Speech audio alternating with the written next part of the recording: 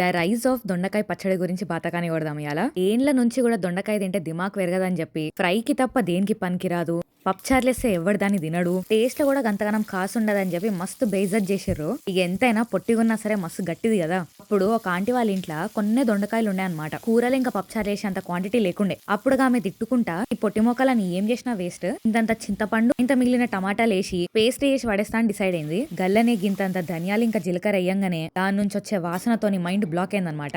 దాంట్లో గింతంత ఇంగువ ఇంకా కరియాపాకు వేసి పోపేయంగానే ఇక ఇల్లు మొత్తం స్మెల్ ఎట్లొచ్చిందంటే ఇక బిర్యానీ అంటే చాలా గలీజ్ ఉంటది. ఇక జబర్దస్త్ వచ్చింది అనుకోర్రి. ఇక అప్పుడు పాపం ఆంటీ మస్తు రియలైజ్ అయింది, పాపం దొండకాయని ఇన్ని రోజులు ఉత్తిగానే తిట్టుకున్నా అని. ఇక ఉడుకుడు కన్నంలా గింతంత నెయ్యి వేసుకొని ఒక చెంచంత దొండకాయ పచ్చడేసి ఒత్తుగా కలుపుకొని తిన్నది ఆంటీ. ఇక ఆమె పేరుతో పాటు దిల్ కూడా ఖుషి అయిపోయింది అనమాట. ఇక ఆమె గురించి ఊరంతా తెలిసి ఆమె పేరు దొండకాయ ఆంటీ అయిపోయింది.